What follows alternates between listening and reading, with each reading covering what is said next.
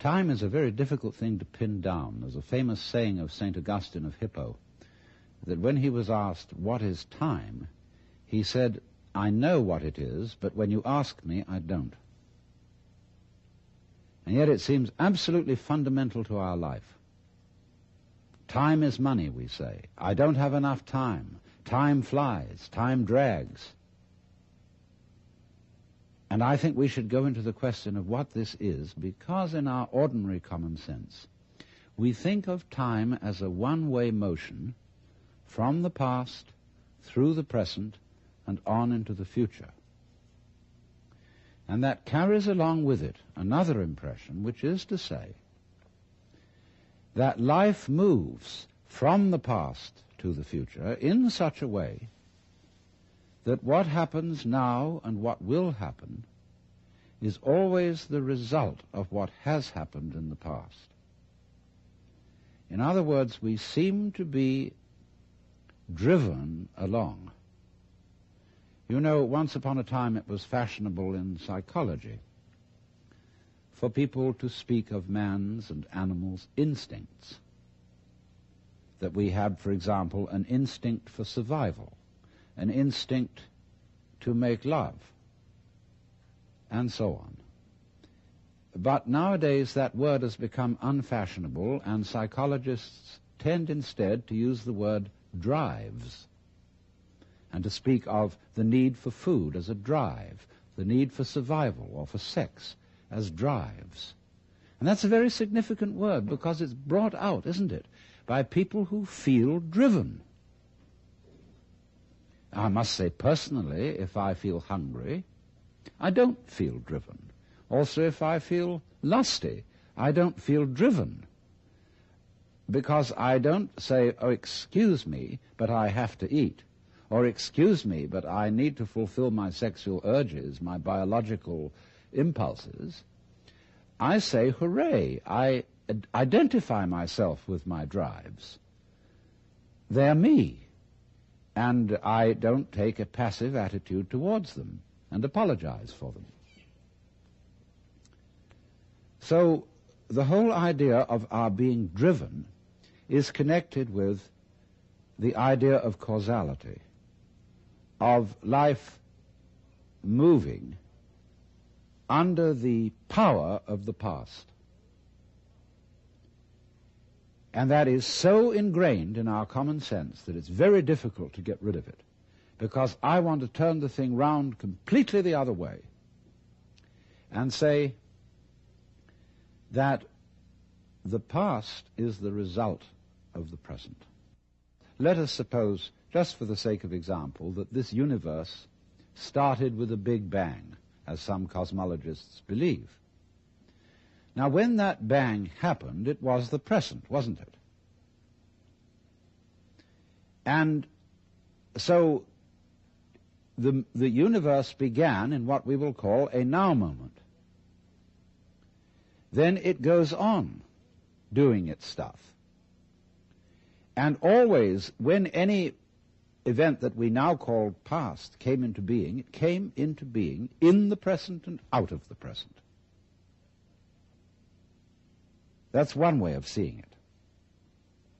But before we get further involved in this, I want to draw your attention to a fallacy in the very common sense idea of causality.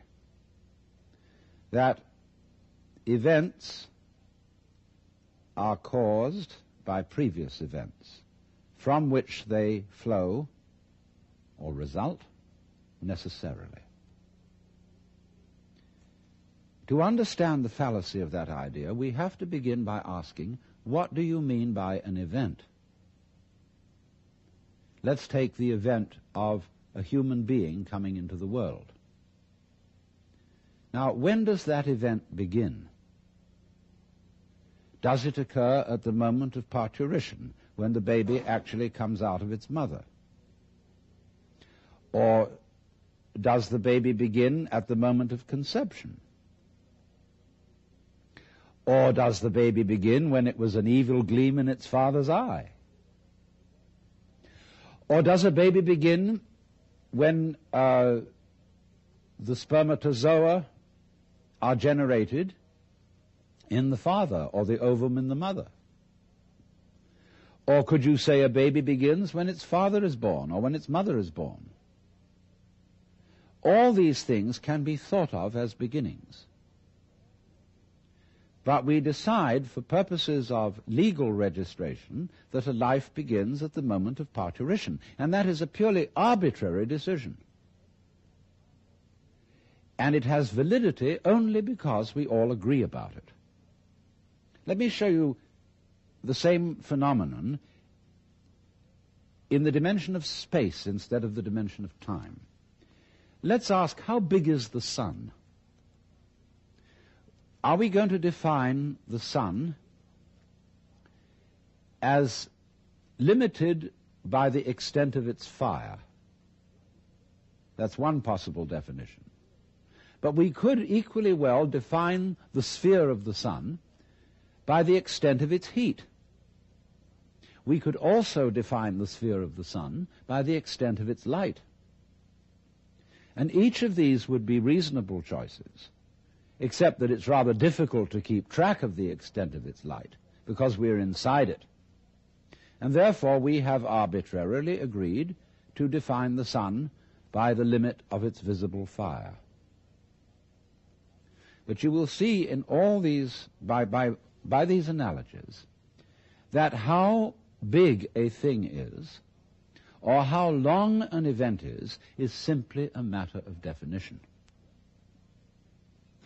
Now, therefore, when by simple definition, for purposes of discussion, we have divided events into certain periods, we'll say the First World War began in 1914 and it ended in 1918.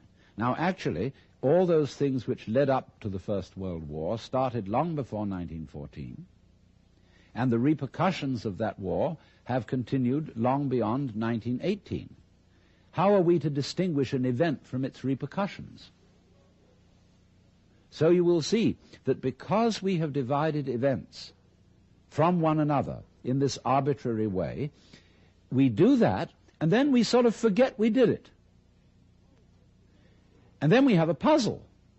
How do events lead to each other? Because you see, in reality, there are no separate events. Life moves along like water. And it's all connected, as the source of a river is connected to the mouth and to the ocean. And all the events or things going on are like whirlpools in the stream. Because you go there today and you see a whirlpool. You go there tomorrow and you see a whirlpool. But it isn't the same whirlpool because all the water is changing every second. What is happening is not really what we should call a whirlpool, but rather a whirlpooling. It is an activity, not a thing. And indeed, every so-called thing can be called an event. We call, say, a house, housing. We call a mat, matting. And we could equally call a cat a catting. So we could say the catting sat on the matting.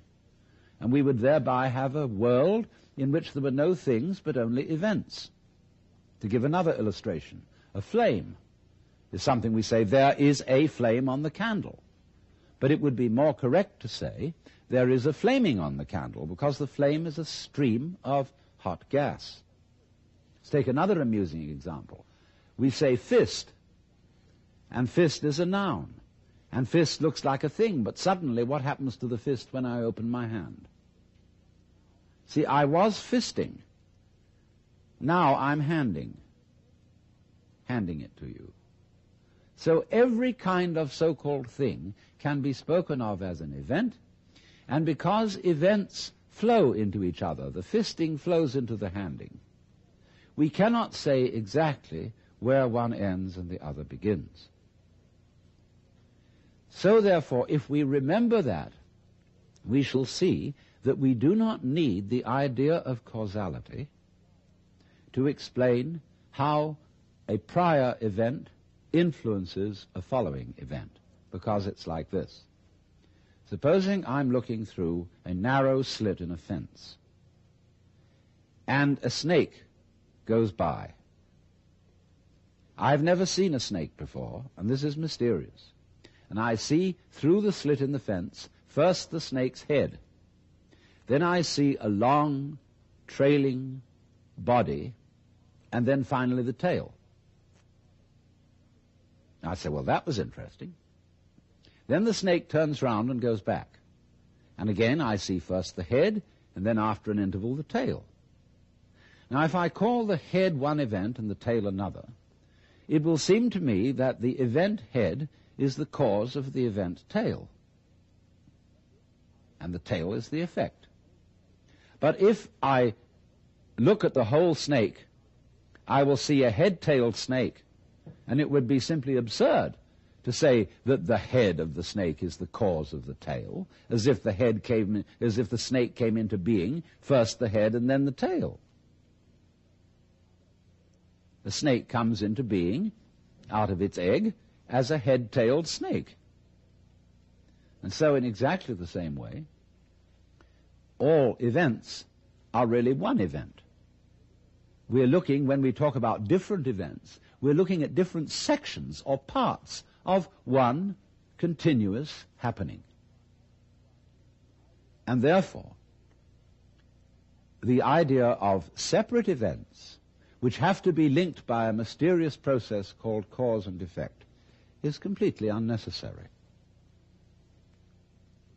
But having thought that way, we think of present events as being caused by past events, and therefore we tend to regard ourselves as the puppets of the past, as driven along by something that is always behind us. Now, to overcome this impression, it's very simple. You begin again with an experiment which I suggested in a previous talk about meditation. Approach the world through your ears. If you shut your eyes and make contact with reality purely with your ears, I mean, it's kind of silly perhaps to shut your eyes when you're looking at television, but do it just for a moment. And you will realize that the sounds you are hearing are all coming out of silence. You hear, and it fades away, fades, fades, fades, fades, and finally disappears. It's a curious world, this, isn't it? Because you hear all the realities in it, the sounds, suddenly coming out of nothing. You don't see any reason for them to begin. They just appear, and then they echo away through the corridors of the mind, which we call memory. Now, if you open your eyes, it's a little harder to see this with your eyes because, unlike sounds, the eyes sound static. Or rather, they look static. Everything looks still to your eyes. But you must understand that the world you are looking at, say when you look at a light, that light is vibrating. All material things are vibrations, and they are vibrating at you now in the same way as the sound was vibrating on your ears. In other words, the present world that you see is a vibration coming just as the sound comes out of silence. The light is coming out of space. It's coming out of nothing straight at you now and echoing away into the past. So the course of time is really very much like the course of a ship in the ocean. Because here's the ship, you see, and it leaves behind it a wake.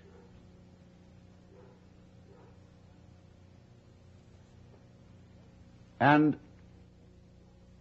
the wake fades out, and that tells us where the ship has been, in just the same way as the past and our memory of the past tells us what we have done. But as we go back into the past, and we go back and back to prehistory and we use all kinds of instruments and scientific methods for detecting what happened, we eventually reach a point where all record of the past fades away in just the same way as the wake of the ship. Now, the important thing to remember in this illustration is that the wake doesn't drive the ship any more than the tail wags the dog.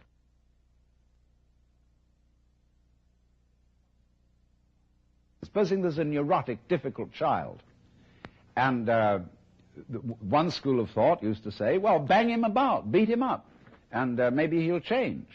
But then they said, oh no, that's not fair to the child to beat him up because it was his parents.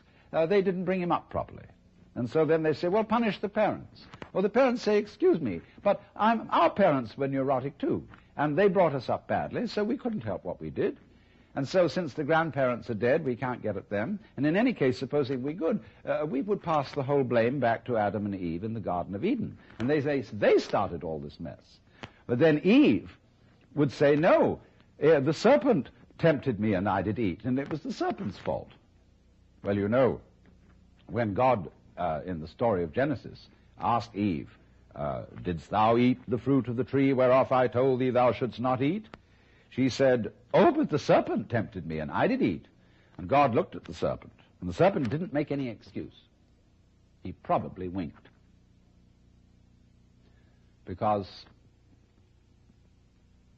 the serpent, being an angel, was wise enough to know where the present begins.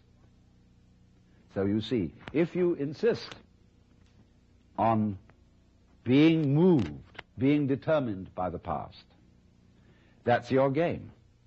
But the fact of the matter is, it all starts right now. But we like to establish a connectivity with the past because that gives other people the impression that we're sane. If you ask me then, why am I talking? Well, I could say I'm making a living this way, or I have a message that I want to get across to you. But that's not the reason. I'm talking for the same reason that birds sing and for the same reason that the stars shine. I dig it. Why do you dig it? Well, I could go on answering all sorts of questions about human motivation and psychology, but they wouldn't explain a thing, because explaining things by the past is really a refusal to explain them at all. All you're doing is postponing the explanation. You're putting it back and back and back and back, and that explains nothing. What does explain things is the present. Why do you do it now?